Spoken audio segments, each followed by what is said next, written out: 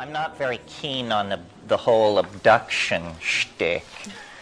I think that one of the symptoms of cultural disintegration is simply that people lose the ability to distinguish between dream and memory.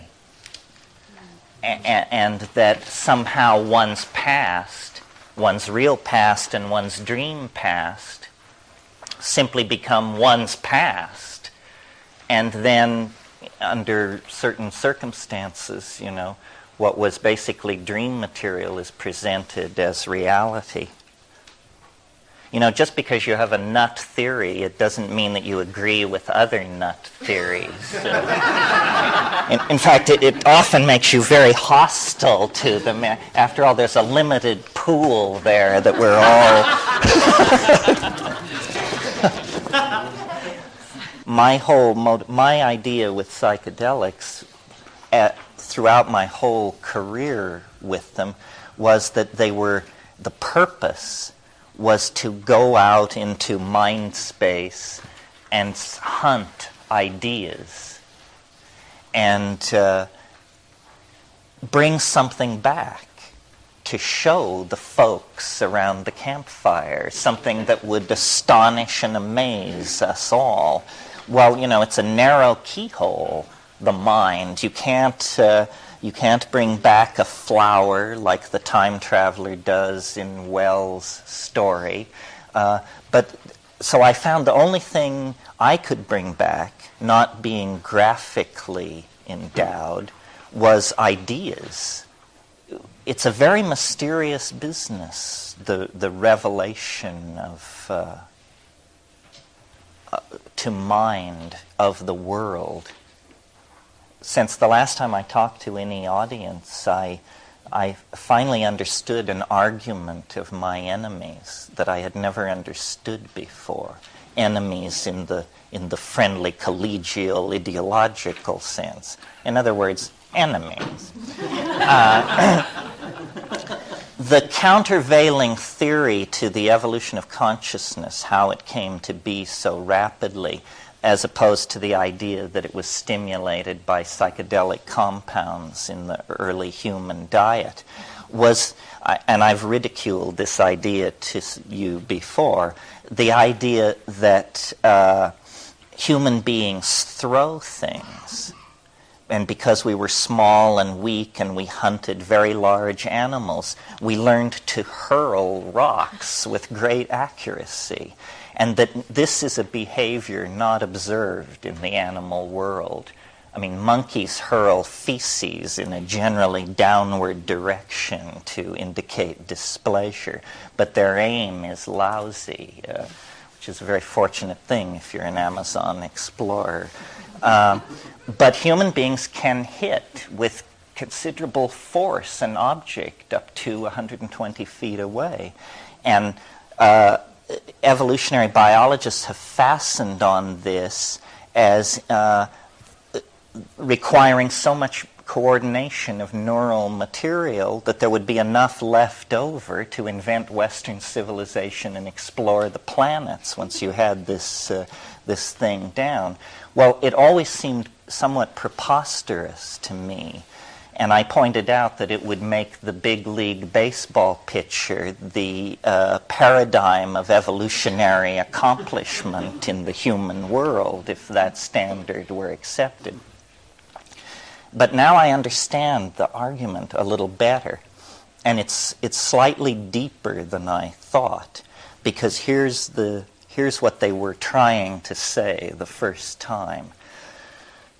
It isn't this neural coordination which is going on is really about planning.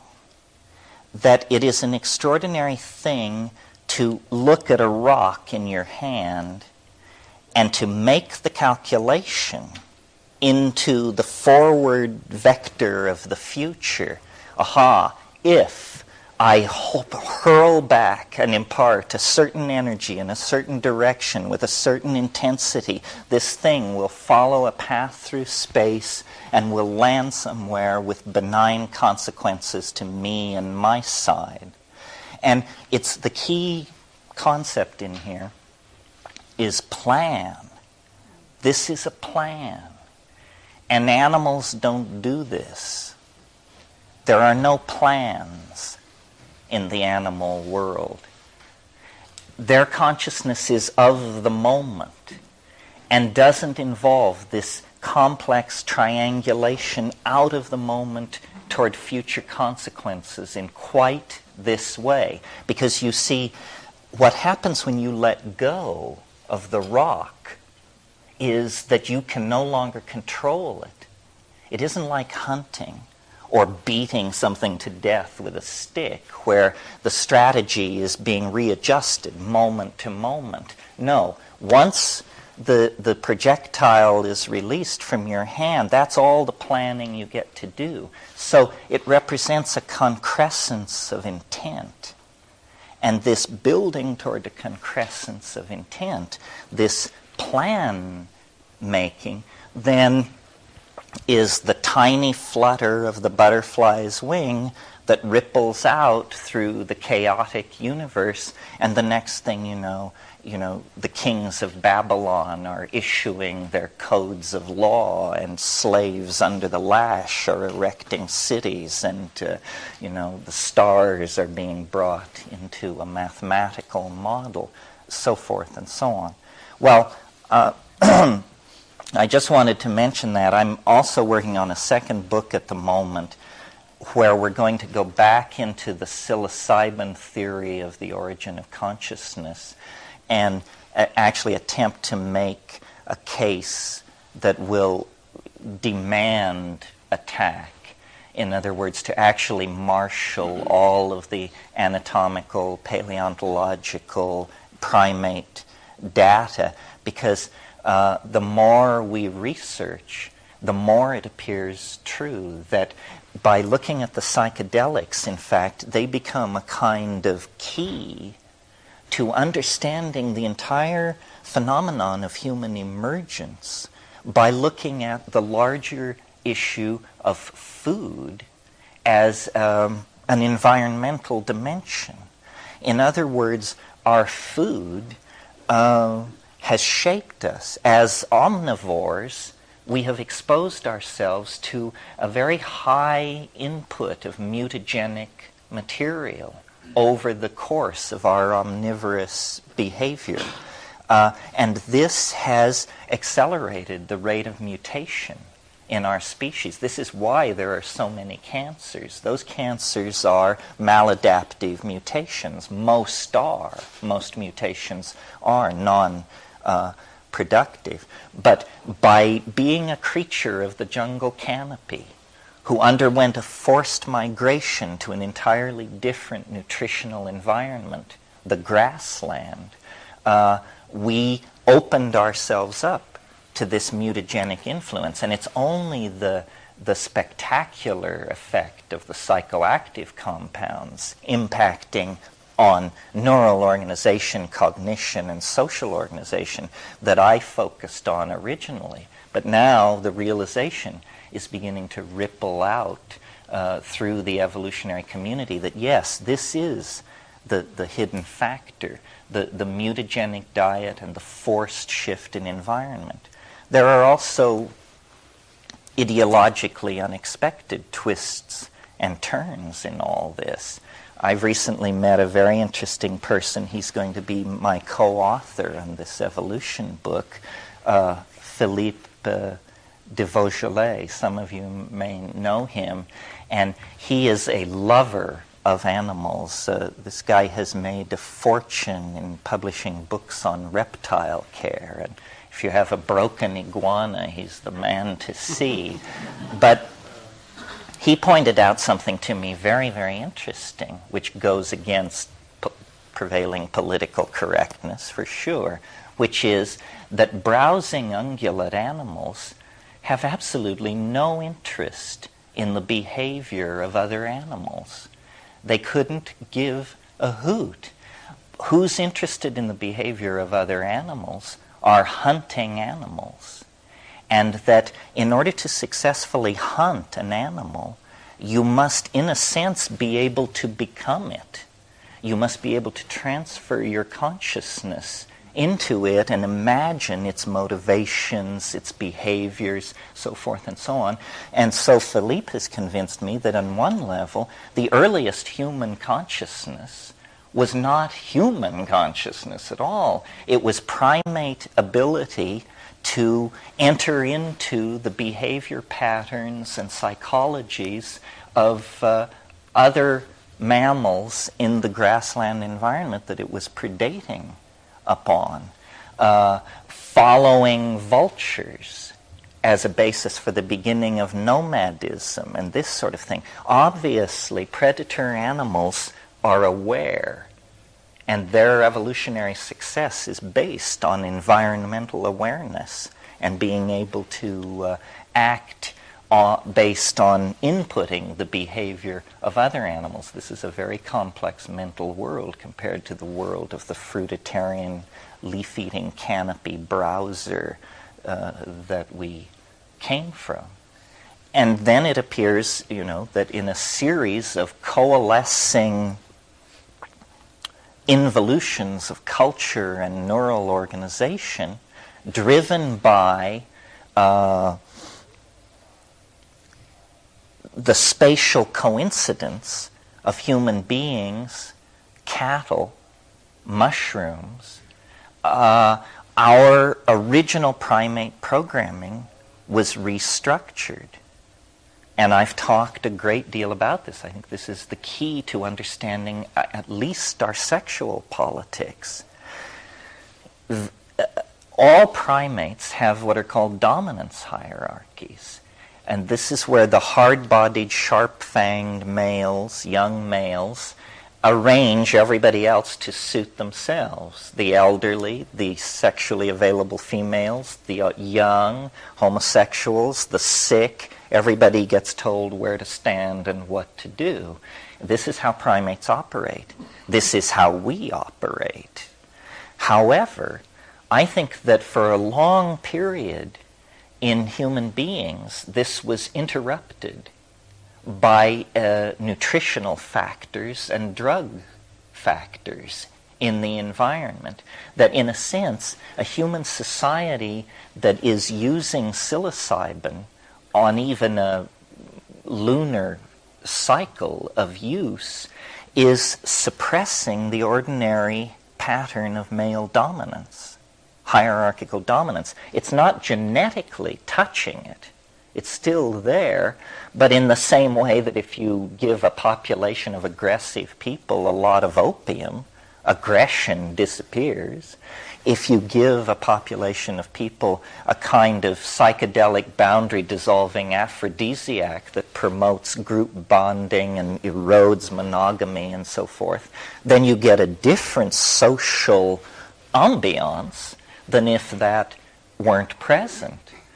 And I think the secret to understanding our curious relationship to the angelic and animal worlds has to do with the fact that under the influence of this hormone/enzyme, which was suppressing ordinary patterns of male dominance, consciousness underwent an extraordinary series of bifurcations.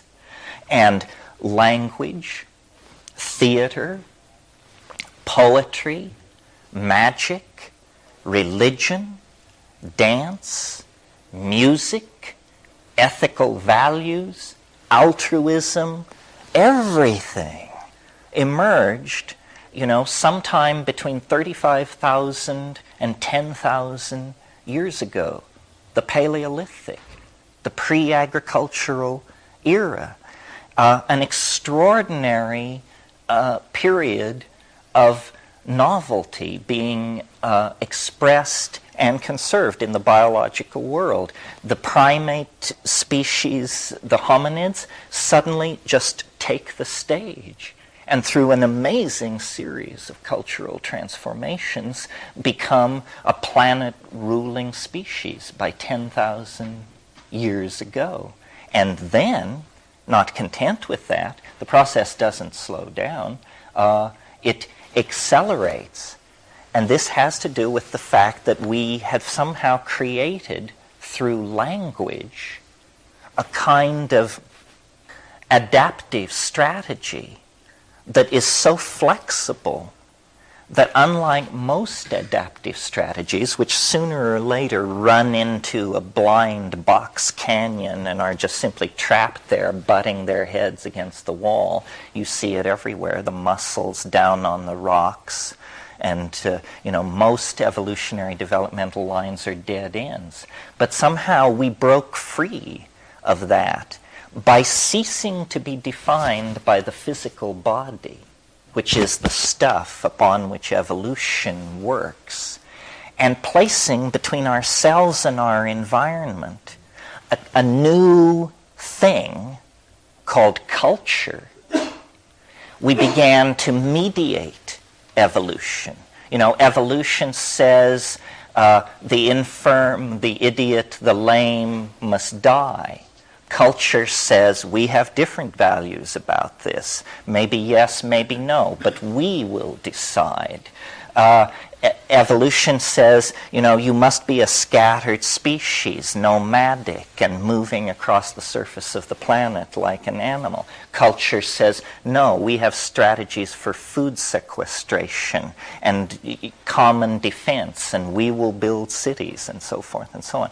And so, since about pick a number, 10,000 years ago, evolution has not been the dominating factor, biological evolution. Instead, there is something else, which the word epigenetic has been suggested, meaning change not driven by genes. Our genes are the same. If you were to be with a group of people active 10 to 15,000 years ago, they would look and just like you and I. We haven't changed that much. We've mixed the genes, but we haven't particularly added new ones or lost genes. But in the epigenetic realm, how many languages have been generated over the past 10,000 years? How many world religions have come and gone? How many systems of government? How many theories of polity and society? We just furiously cast these things off. And beginning about 500 years ago, this phenomenon was embraced as a permanent aspect of human existence in Western Europe, and the concept of progress became enshrined. And progress is the idea that this process must go on, be extended, and accelerated everywhere. And now it seems to be happening. I think, and as a consequence of this acceleration of process, all the contradictions in the old system, and I mean reaching back to Egypt, all the contradictions in the old system are now on the surface. And because I believe psychedelics are a kind of higher dimensional sectioning of reality, I think they give the kind of stereoscopic vision necessary to hold the entire hologram of what's happening in your mind. The old paradigm is gone. I mean, we can talk about how different parts of it died. Maybe not everybody knows the story of how physics, the paradigmatic science of reason, turned into a place where nothing makes any sense at all, and where stories are told so wild that a surrealist painter would flee from the gathering just shaking his head.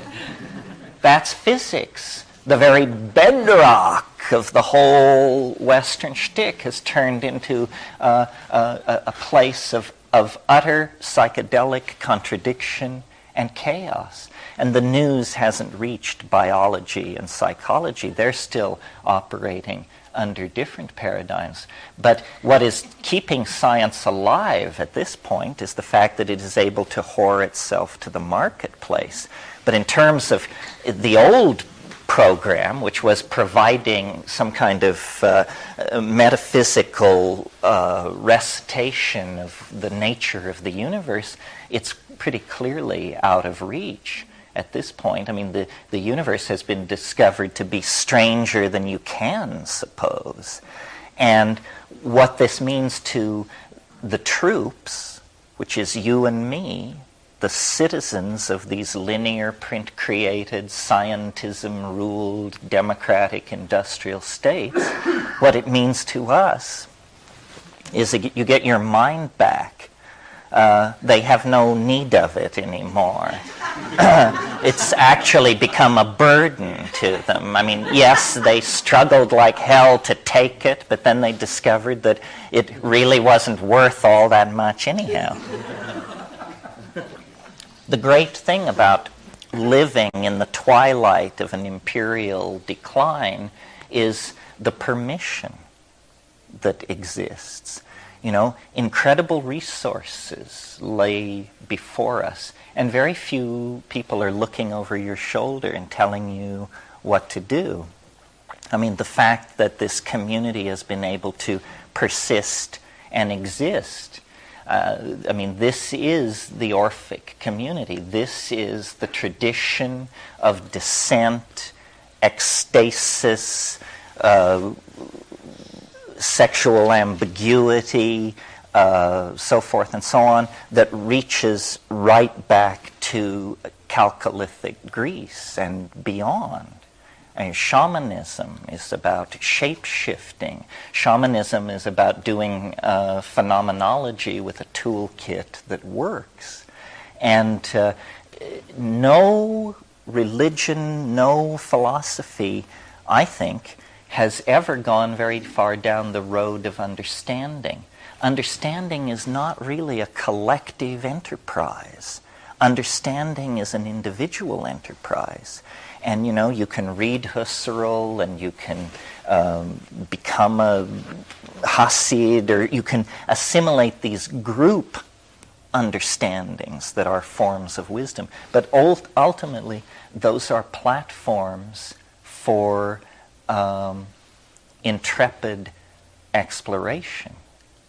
And now, at the end, I think, of this entire enterprise, I mean, I don't know whether I'm changing or the world is changing or both, but it has gotten so rich recently that it's like an enormous meal at some over-reviewed restaurant where you just have to push yourself away and say, you know, the spectacle is endless and amazing, and apparently it's all going to come true. And my impulse is to distance myself from it all. I mean, it is... well, the mushroom said to me once, it said, this is what it's like when a species prepares to depart for the stars. This is not unusual. I mean, the earth quakes, the oceans boil, the planet came into existence for this. All life for over 1 billion years has been pointed toward taking this step. You know, leaving the oceans for the land was dress rehearsal for what will now be done. And, you know, it's chilling because it's so huge.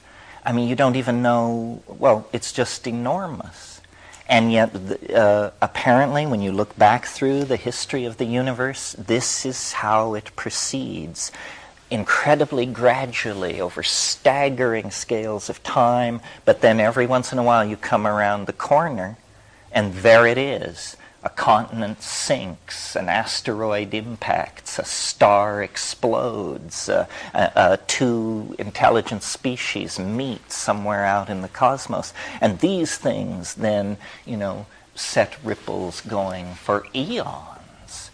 Yeah. I'm curious what this has to do with psychedelics, because it seems to me that, you know, when you use psychedelics to break down perceptual barriers, that's one thing. But there's such momentum going on in the world today that things are breaking down without psychedelics, although it may appear psychedelic in terms of the way you see it. Do you see what I'm getting at? Yeah, I do. You know, I mean, so at this juncture, have we transcended psychedelics? Well, my idea is, that the psychedelic recapitulates on the personal scale this universal meltdown that is going on without the need of psychedelics. But this universal meltdown is very frightening to people. Most people are pattern-oriented and nostalgic, and it scares them. And I think psychedelics are a way it's sort of like doing calisthenics in preparation for the marathon at the end of time. People who have taken psychedelics should be in a better position to reassure everybody else. They'll just say, well, people will say, the laws of physics are breaking down. You said, look, I've seen it before. So, and in a way, this event which wants to emerge, we think of it as quantized in a single moment where the shift will happen, and it's like the glory or something. But in a way, our job, if we have a job, and I'm not sure we do, but if we have a job, then our job is to anticipate this and to live it out before it happens. Somebody very dear to me said to me 25 years ago, my God, I don't know how they... Actually, it was in the same conversation where they said, history is the shockwave of eschatology. How anybody could say that in 1975, I do not understand. Anyway, he also said we should live as though the apocalypse has already occurred. That's the only way to transcend the historical hysteria. Because the historical hysteria is about this thing which it might happen, it won't happen, it will happen. No, you say, it did happen. It did happen. So enough about that already. And we are building, each thing that we do anticipates this deeper fall inward into the dream. The dream is what awaits us at the end of history. The dream, and you can call it hyperspace or cyberspace or the trans-death realm, but what it really is it's a going into the dream. And what is the dream? Well, the dream is a place where the laws are set by the imagination. The imagination is God in the dream. And if there is a way for us to mirror our highest aspirations, in other words, to inculcate the God image in ourselves, then it's by becoming the masters of our dream and then creating through drugs, technology, magic, who cares, the details come later, creating a way to share that so that we each then are a God with an open office doorway to all the other gods who wander through looking at the cosmogonies that we produce as art. I was thinking about this morning because I was thinking, what am I going to say to these folks? And I was thinking about the Platonic triad of the good, the true, and the beautiful.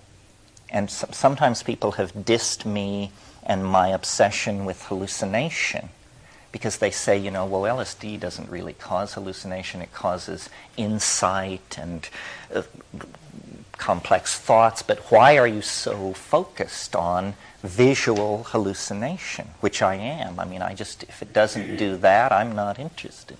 And then I thought the way into it is, Plato talks about the good, the true, and the beautiful.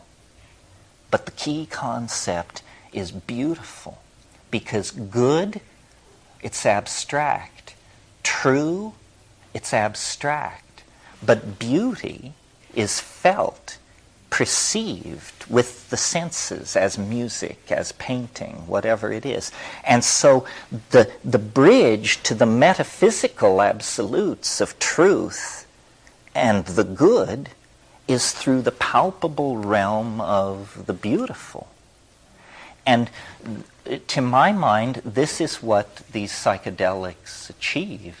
They, as Huxley said, they dial open the valve of consciousness, or as Blake implied, the window of perception is cleansed, and then you see through into an infinite, holographic, recursive world of mind and affectionate intelligence. And somehow this mystery is in the body, and therefore outside of time, and therefore beyond, in some sense, the reach of culture. Sex is like this to some degree. Sex is in the body and outside of time, and culture spends a huge amount of its energy trying to reach sex, trying to contort it, push it one way or another, and has produced some pretty bizarre themes and variations, but generally speaking has failed. I mean, no society certainly has ever gotten rid of sex, even though, there have been societies ruled for 1,000 years by men wearing dresses, but it gave us some of the most ribald minstrelsy around. So there is this mystery in the body. I'm now returning to the subject of psychedelics, beyond the reach of cultural manipulation. And discovering this and exploring it is somehow the frontier of maturity. Culture is a form of enforced infantilism. It's the last nursery, and most people never leave it. And they are perfectly happy to interpret the world through the reassuring nonsense of their cultural values, whatever they may happen to be. The reason psychedelics are so politically dynamite is because they cast doubt on this final cultural envelope of insulation. And they do it very democratically. It doesn't matter what your cultural conditioning is.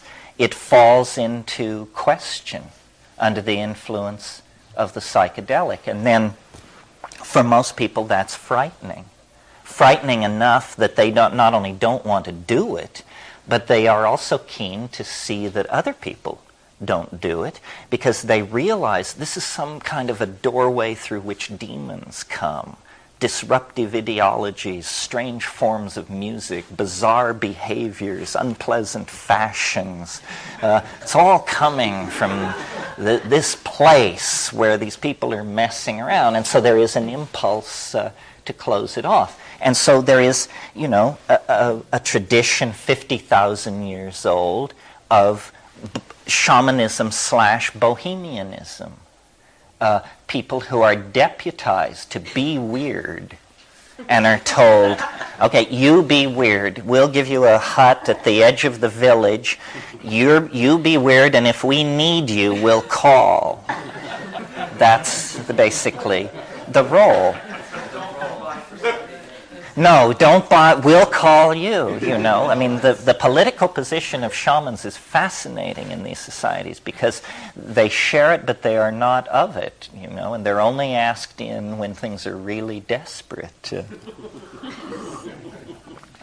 And I think, bohemianism, this Orphic tradition I've talked about, this that goes back, way, way back, is the continuation of that. And so we here represent, to some degree, a self-selected group of these Orphic eccentrics, who carry this charge of otherness.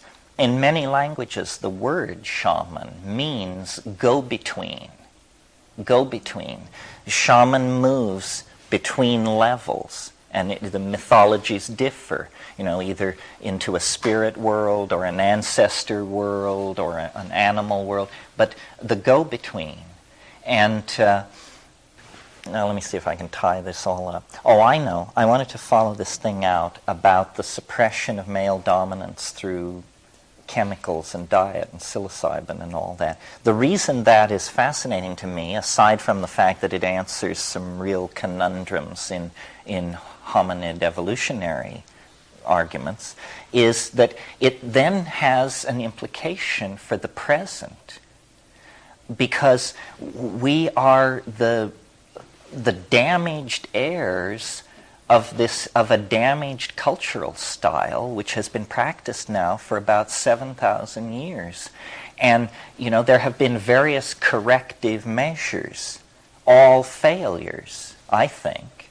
Christianity, Christ, a corrective measure, somebody who comes who says, don't do it that way, and they get rid of him, and within 50 years the church he founded is dealing real estate.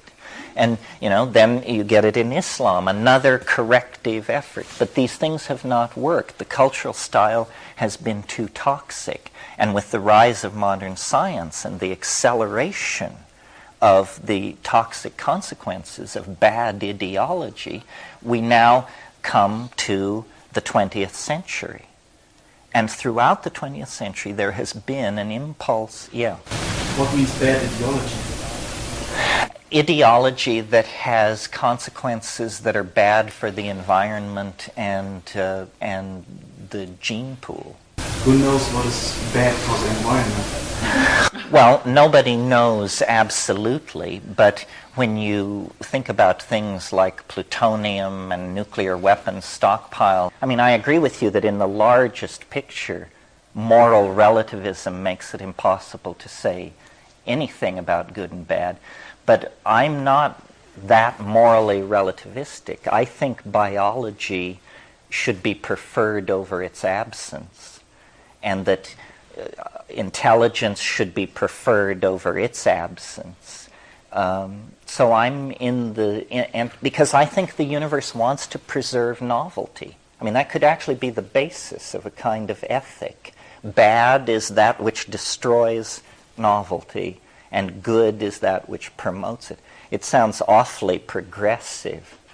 I remember the first time I was in Pakistan and I caught this rickshaw into Lahore, and this guy was being pulled by a human being, muscle power.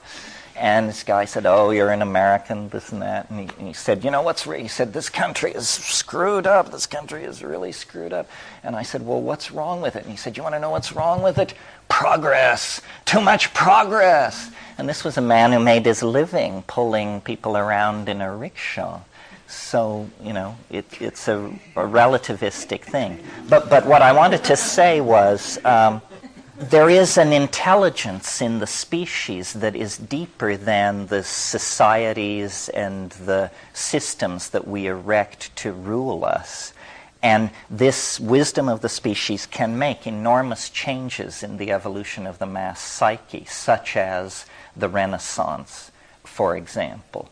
And in the 20th century, this has taken the form of what I call the archaic revival. And one of my books is called The Archaic Revival. The 20th century, which is a vast stage crowded with different kinds of competing social phenomena, art movements, so forth and so on. Nevertheless, I think the entire thing is illuminated by the notion that what it is about is an impulse toward archaism. That in the sciences, the arts, everywhere, the archaic ideal is raising its protean head. And it begins with Freud in the early years of the 20th century, discovering by interviewing these Viennese bourgeois housewives that, human beings were brutes, and that, incest, rape, all the stuff was right below the surface. The rediscovery of the beast. And, certainly Germany developed that theme up into the 40s. Meanwhile, people were bringing African masks to Paris, and Cubism was basing its early theory on the deconstruction of primitive art. Meanwhile, people like Eric Satie were abandoning the canons of classical composition in music, and the 12-tone row was being experimented. Jazz was being given new attention, and for its primitiveness, its rhythm, its sense of something beyond the reach of civilization. Meanwhile, the deconstruction of painting that had begun with Impressionism, which, Impressionism is simply 20 minutes into LSD, had gone deeper, had developed first of all into the deconstructive spirit of Dada, where people tore up telephone directories and rang bells while they did something else. In other words, the absurd appears for the first time, an enormous theme in 20th century life, just the incoherent idiocy of it all. And then surrealism, taking up the Freudian tune, begins to portray these worlds of distorted association and so forth and so on. Well, all this is about boundary dissolution. It was happening on the Bohemian left. It was happening on the fascist right. The rise of Marxism is a collectivist theory of society, very concerned with collectivism, so forth and so on. And then, enormous changes. Auschwitz, the atom bomb, space flight. And now where we are is, for 10, 15 years, there has been this awareness that it is about direct experience of the numinous, and it's been hideously marketed and raped by the entrepreneurial instinct and peddled back to us as dozens of New Age cults diced up and presented as different from each other. But the impulse toward this authentic dissolving experience is real. It was there in Theosophy. It was there in the Beats. It came up through the hippies. It survived the trivialization of the New Age. And it has now found its way into the youth culture, into rave and house music and that whole thing, and it's healthier than it ever was. Well, the central figure in all of this, when you get it down to the idea that a culture must have a culture hero, meaning a paradigmatic ideal to constellate around, the central figure, it has been realized, is the shaman, who is, this person of indeterminate depth. Everyone else has a determinable depth. They are the linear cardboard people walking around. But the shaman is of indeterminate depth. That's why that's the secret of Carlos Castaneda's magic. He creates a literary character that in any other culture would be deemed mythical, but because of our attitude toward the depth of the shaman, we can't tell. We can't tell. And we deputize this kind of depth in rock stars, in culture heroes of various sorts, and worshipped that for the past 20 years or so. Well, then slowly it has dawned that the position of worshipper is not the most satisfying position. The only position that satisfies is to be that thing. And then at that point you're at the psychedelic crossroads, I think, because you will either make a how can I put it? Well, a conservative decision and seek a guru of some sort and be lost in that, which is a whole shell game. Or you will simply cut through the human domain and make a pact with a plant, a substance, and then you will, at that moment, be at the threshold of your adulthood. That's leaving home. Home is culture. Home is this fabric of imaginary values that have been created and maintained by a pathological culture. And so, it's a personal thing, ultimately. Very controversial, not easy to do. And then once done, it has to be integrated, dealt with, thought about. And that, as far as I can tell, is a task that extends well beyond the yawning grave. When you talked about the dream, it reminded me of the Aboriginal culture, and that's kind of how they live their lives in the dream time. Is that what you're talking about, living in the dream, being in touch with? Yeah, to some degree. I don't know that much about Aboriginals. I'm interested. I read Bruce Chatwin's book, Songlines, and I found it absolutely fascinating.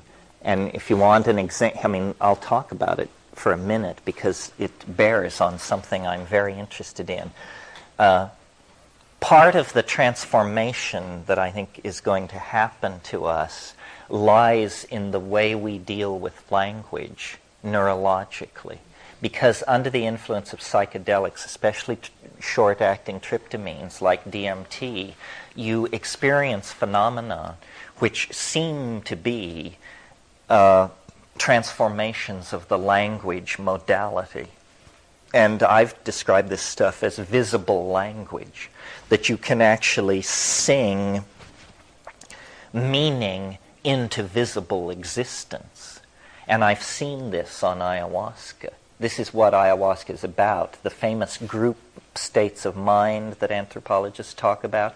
What they really are three-dimensional acoustical sculptures that are made by groups of people who are loaded. And it's an extraordinary thing. It's an experience you can't have any other way. And it's not quite telepathy, or perhaps more than telepathy. And the key concept in communications is bandwidth. Bandwidth. The more bandwidth you have, the more detail, color, tone you can impart to your signal. Well, a very low bandwidth channel is the small mouth noise channel. This is about as primitive as it gets. Short of doing it in Morse code, doing it by voice is very, very, it's amazing that we understand each other at all. And in fact, you may have noticed one of the most uncool things you can do is ask somebody, would you explain to me what I just said? And they say, oh dear, I'm afraid I was, generally, and a lot of floundering around. In these ayahuasca states, what you see are group-generated acoustical hallucinations. And because ayahuasca is composed of psychedelic compounds which occur in normal brain chemistry, in other words, nothing exotic to human brain tissue is present, it raises the question, well, how close is normal metabolic chemistry to be having an ability to do this? And the answer is, nobody knows, but very, very close. The pineal gland produces adenoroglumerotropane, which is a beta-carboline. 6-methoxytetrahydroharmalan occurs, or maybe it is adenologlumerotropane, I can't remember. Anyway, there are active beta-carbolines produced in brain metabolism. And language is such an odd phenomenon anyway in our species. Notice that you have to have two people to do it, which raises a real question about how you get that coordinated the first time out. And it's a behavior. It isn't an organ. It isn't like my arm, my nose. It's a behavior. And a learned behavior. And yet a behavior so much more complex than any other behavior you ever learn. If the average person could walk like the average person could talk, they would be a prima ballerina of the Russian ballet. It's very interesting that we have such facility for the linguistic enterprise, and how it evolves.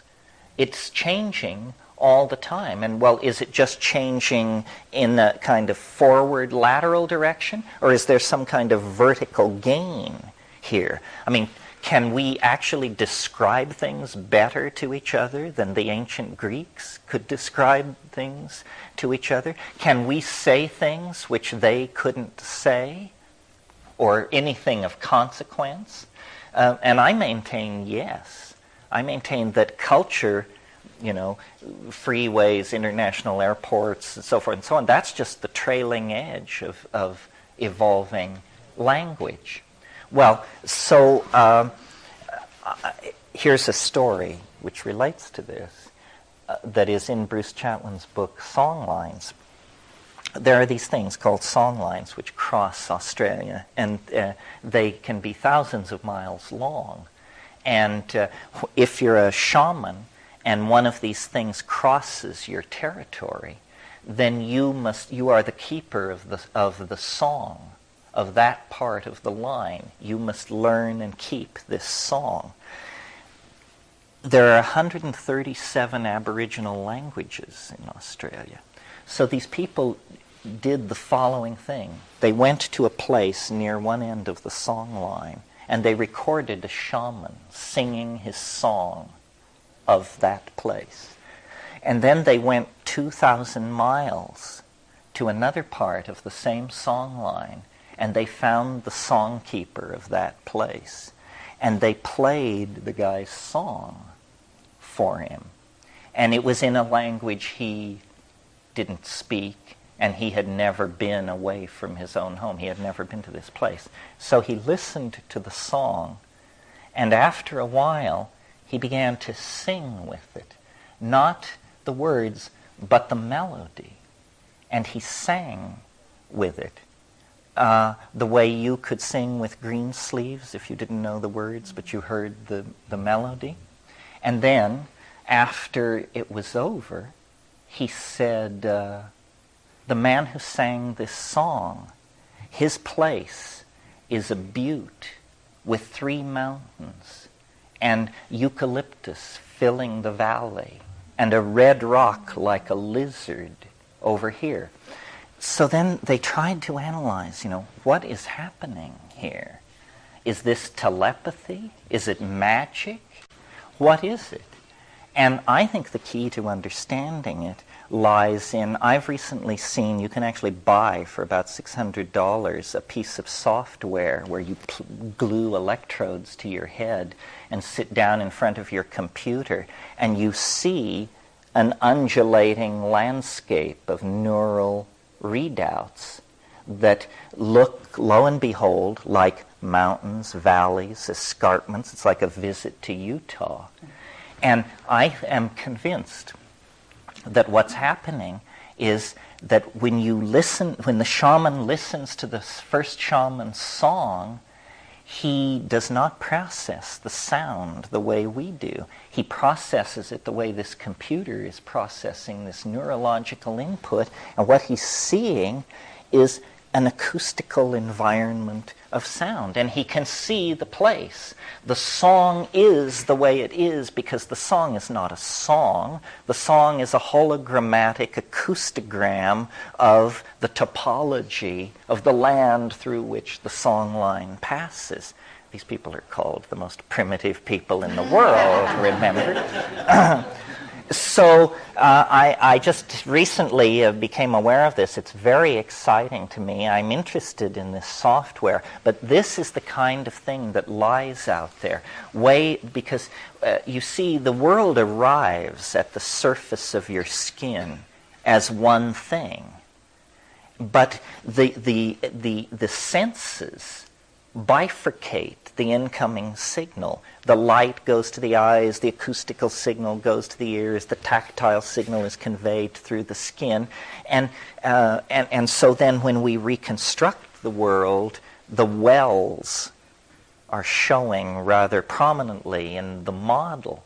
And what happens with the psychedelics is, it seems as though somewhere deep in the brain there is an organ or a program that can take all of the incoming sensory data and actually recombine it into a synesthetic whole, which is neither seen nor felt nor heard, but which is, hologrocked or something, a sense which unites all of the other senses. And that's what I call going into this informational superspace. That's what the psychedelic experience is. It reunifies the sensory datum of the world. And I might add, the whole world, not the surface of the world, which is what is conveyed to us by light, but the internal dimension of transcendence, which is in the world, is also present. Yeah. It's very interesting that you mentioned that binding together of the senses. I attended a conference earlier this year called Toward a Scientific Basis for Consciousness in Arizona, and a number of the presentations focused on the way in which the brain operates when this binding takes place. And it turns out that different cortical groups start to talk to one another by oscillating together in phase. Right. And when they're phase locked like that, then they bind this information into a whole.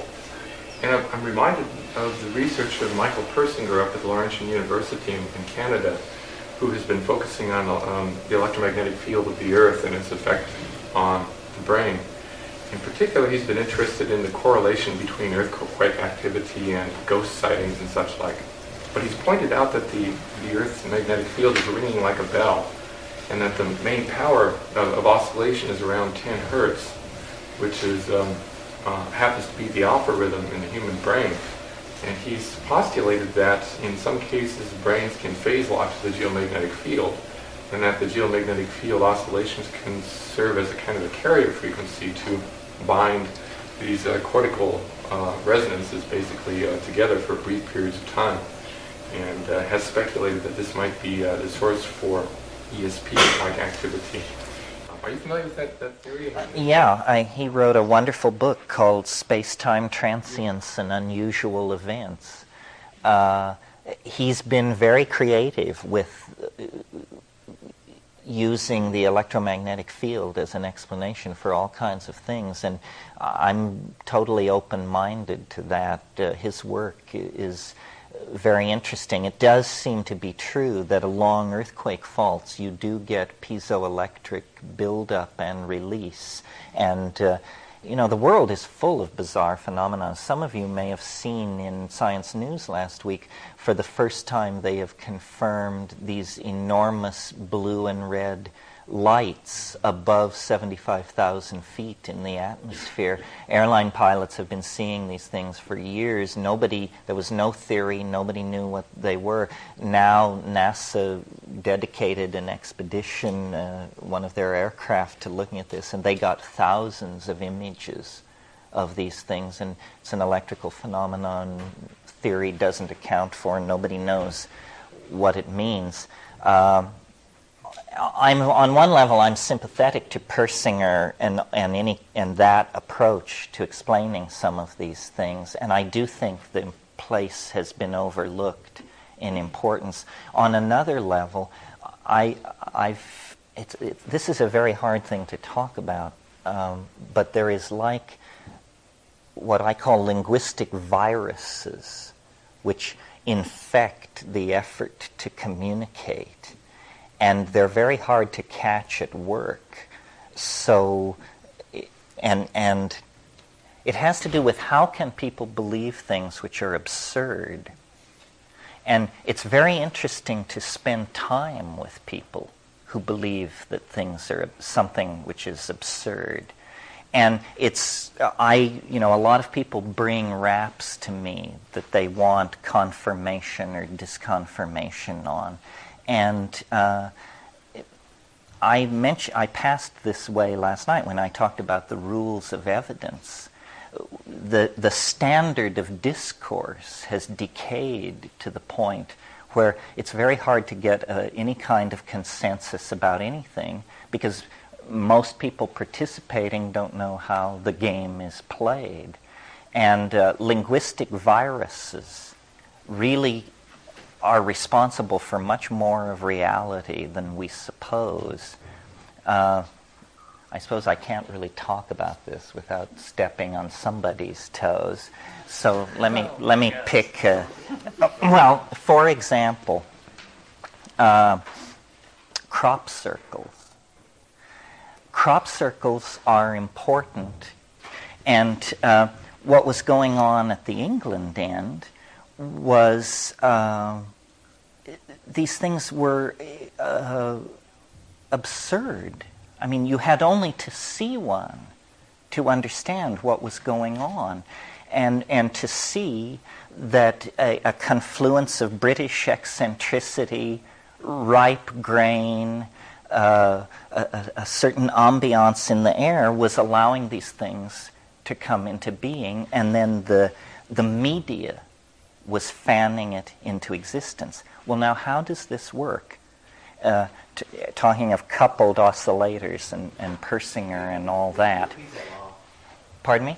Repeat that law. Oh, that the paranormal phenomenon has an impact in an inverse square relationship to the distance you are from the event. You see? Because here's how it works. The media is reporting the onrushing phenomenon of existence, stock markets, wars, diplomatic meetings, gangster killings, so forth and so on. Then something weird happens. Now, I have a job, you have a job, we note that something weird has happened.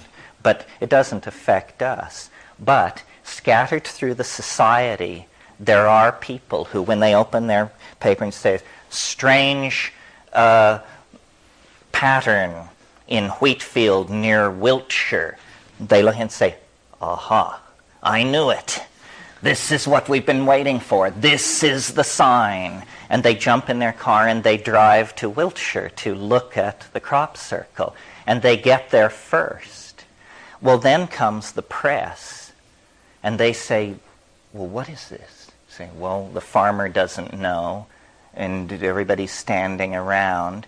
And finally, the weird person takes courage and says, well, actually, I've been studying a peculiar form of biological energy for some 30 years, and my theory, and you're off and running at that point.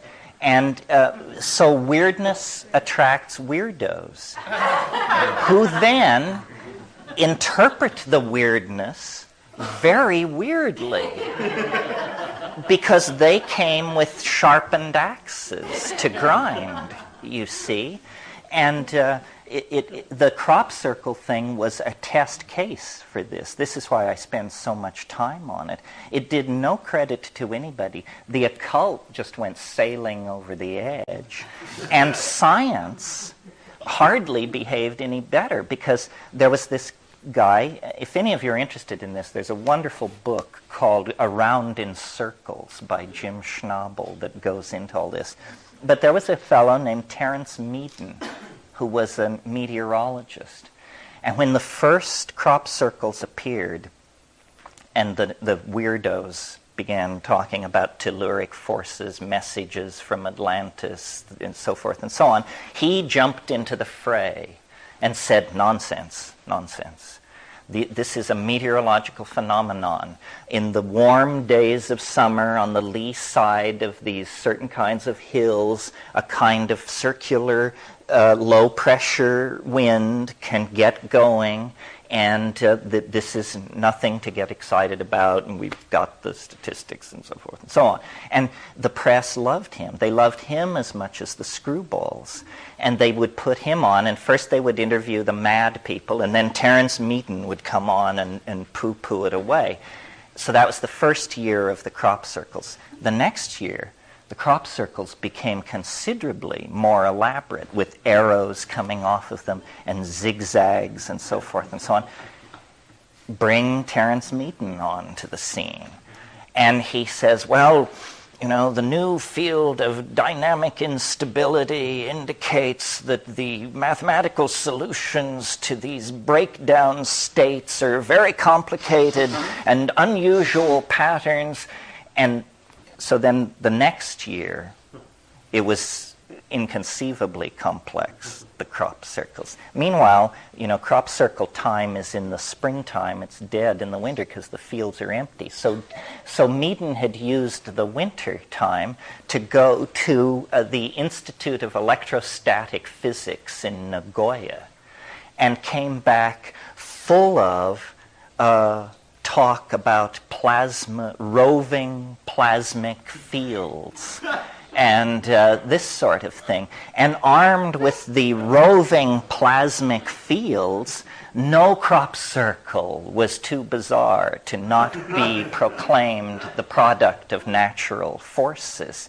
And this went on. And finally, BBC Two, and you can think about this what you like, but they made a crop circle in frustration with this whole thing. They made a crop circle. And among the crop circle cognoscenti, there are certain moves that are the favorite moves, that are the authenticating moves, the no human being could possibly do it moves. And so the BBC Two people made a very good crop circle. And they brought Terence Meaden out and said, Terence, we've just spotted one over here, and we'll get you right to the scene before the tourists get there. And they toured with him, and he pointed out, the distinguishing characteristics, no doubt about it. And then they sat him down in the center of this field, and they said, Terence, we made it. And, it's a horrible thing, actually, to see a grown man cry. Because, he is devastated.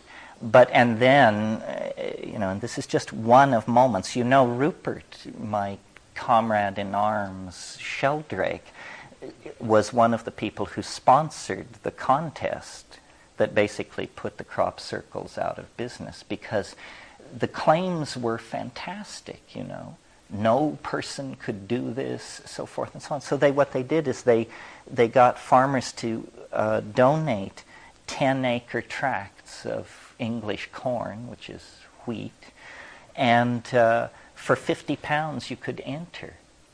And everybody had to make the same crop circle, which was one chosen to have all the difficult little schmiggies in it. And you could use no lights. You had to go into the field at 10 p.m. and be out by 4 a.m. And at dawn, the helicopters flew over with the video crews, and then crop circles were toured on the ground and awards were made. And this guy, Jim Schnabel, who wrote this book I mentioned, by himself, in total darkness, in 2.5 hours, made the winning entry. And it was a very close tie between him and a helicopter crew from a nearby air base who also made one. So, and yet, and this is to some degree the whole point of the story, and yet there are people whose eyes fill with tears when I do this rap, because they haven't heard. And it will never die now, I'm convinced. It's an informational virus loose in the world, and crop circles will occasionally appear, and but it was really a breakout that was so predictable from the unconscious that it amazed me while it was going on how many friendships were strained over this thing. Wasn't that kind of also a recapitulation of the history of the Catholic Church? And the fall of the Ming Dynasty. I believe. Yes. But I think there's like a virus embedded within the virus here, because part of what happens when these sorts of things erupt onto the media scene, and this is true for UFO, whenever one of those outbursts take place, is that there's this incredible elaboration and complexity that emerges in the kinds of stories that people are telling. The abduction thing would be the latest. By the way, Persinger is involved in that too, by showing that electromagnetic fields to the brain can induce these weird, out-of-the-body experiences. But in the case of crop circles, they've been reported for many decades, but they've not received much attention. They're just little circles that have a spiral pattern in them, and they've been seen around the world.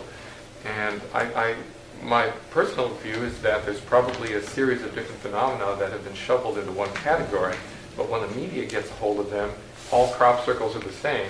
And when fractal design starts showing up outside the university campus there, the Mandelbrot set, which is one of the most ridiculous of the crop circle patterns, the media presents the image that these are all the same. They're all the same phenomena. And so consequently, probably, I wouldn't be surprised that Meaden might be right at some level that there are dust devil-like phenomena. No, I agree with you completely. I mean, they tracked down a 1733 account of something called the Devil's Mower.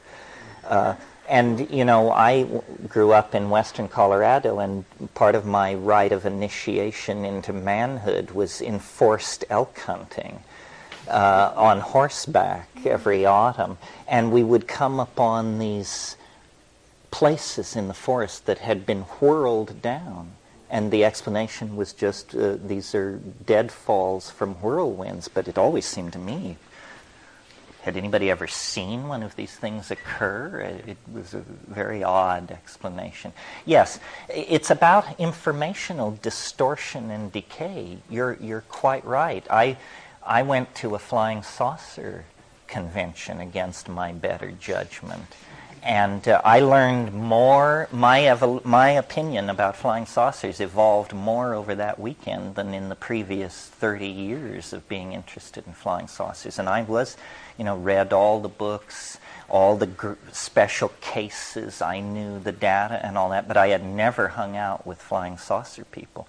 And it was so obviously a private Idaho that I just couldn't wait to get away.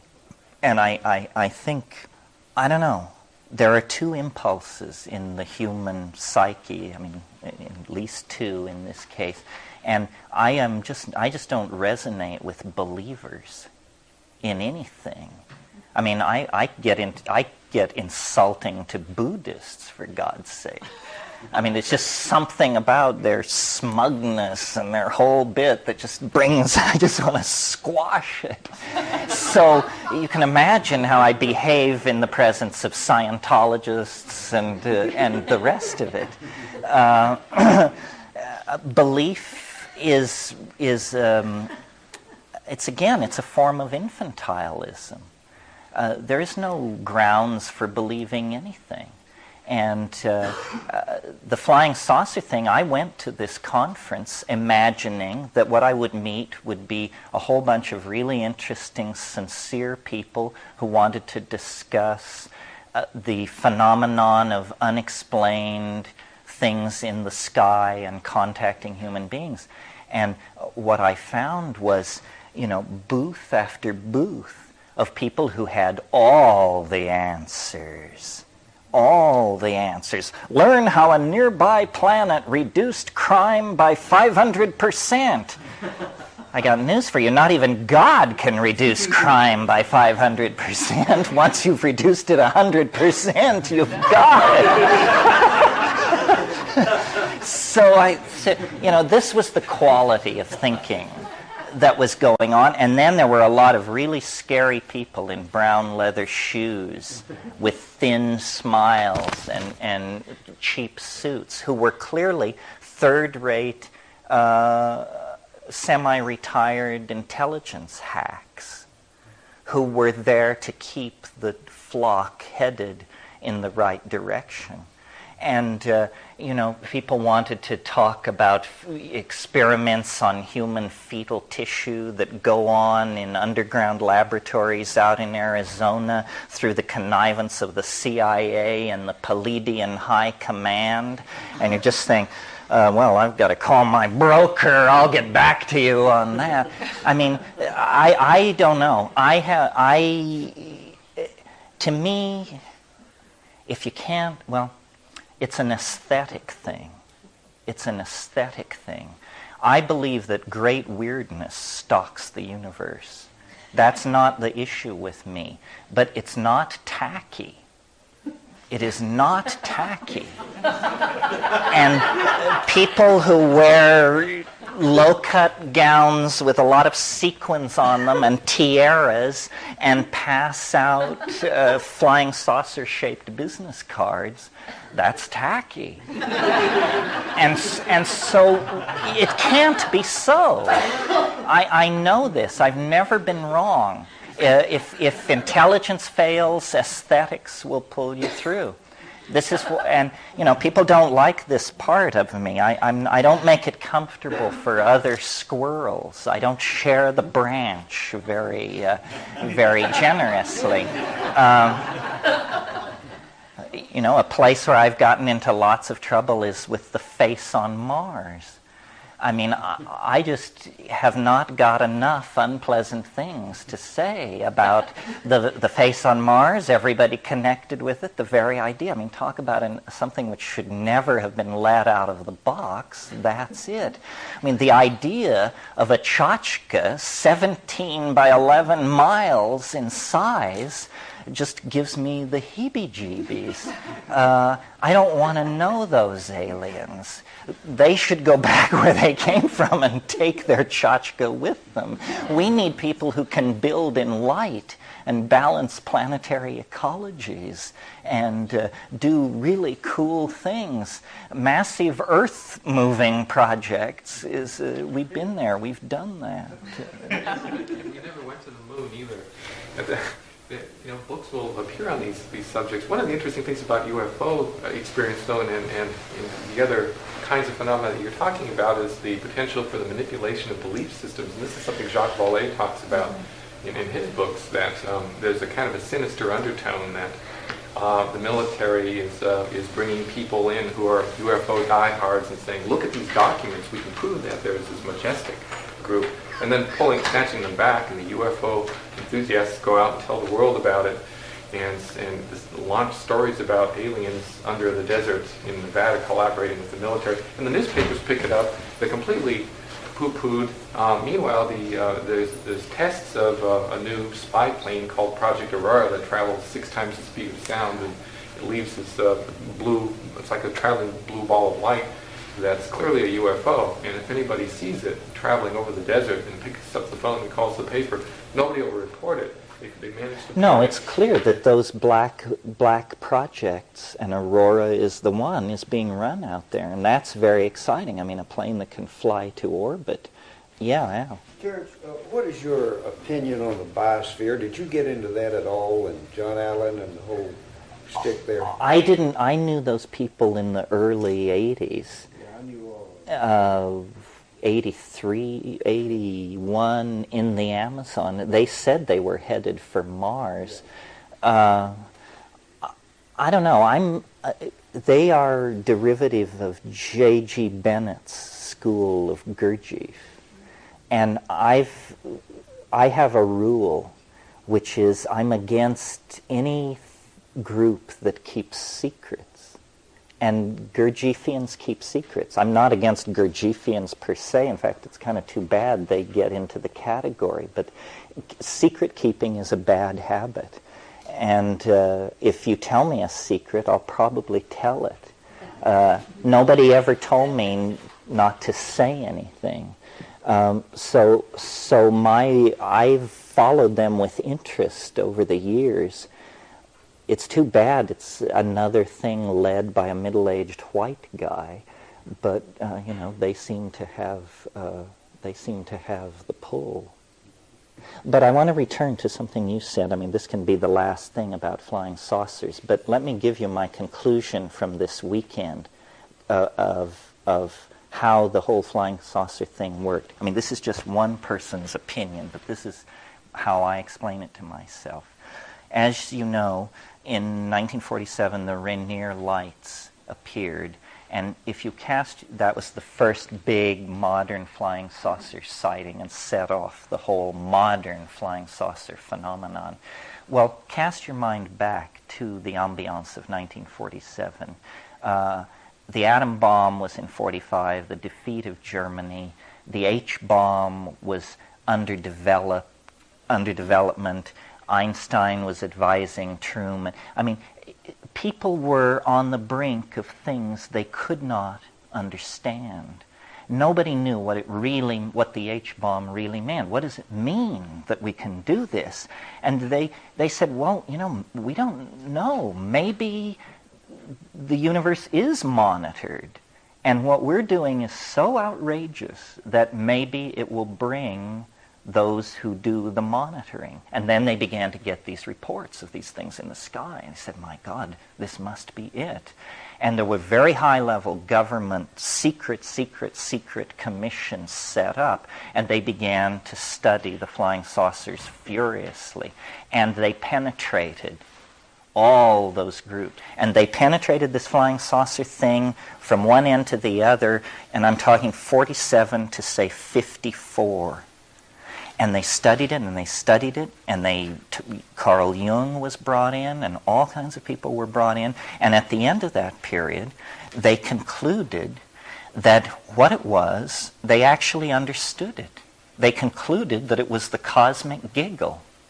They concluded that it was that unreducible nub of nuttiness that haunts reality, and that it was not a threat to the security of North American air defenses. That was their question. Is this a military problem for us? And by 54 or so, they had decided whatever this is, a linguistic virus, a mass hallucination, or whatever it is not a problem for the military defense of North America. But they had spent millions infiltrating and completely taking over the weirdest group of screwballs you can imagine. The flying saucer, hardcore cultists. And they said, well, these people will believe anything. We know that because we've been to their meetings, we've read their publications. What should we do with them? Should we just withdraw all our agents and let them go back to whatever they were doing? And the answer was no.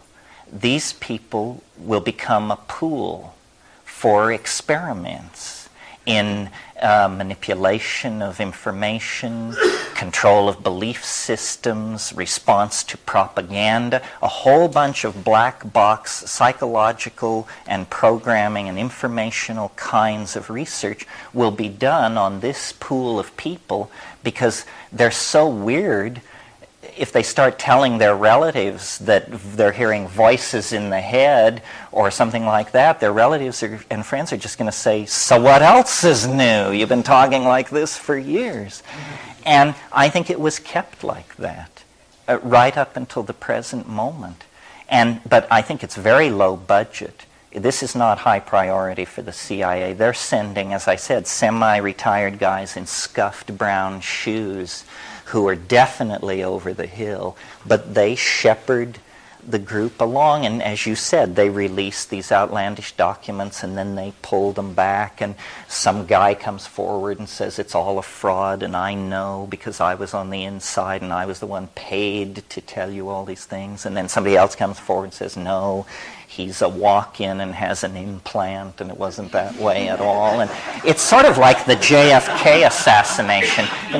There is no bedrock there. There is no ground zero. And I find these things sort of spooky. I think it's bad mental hygiene to spend too much time with squirrels, and that yeah, you don't know, put down that groundhog, baby Elizabeth, you don't know where it's been.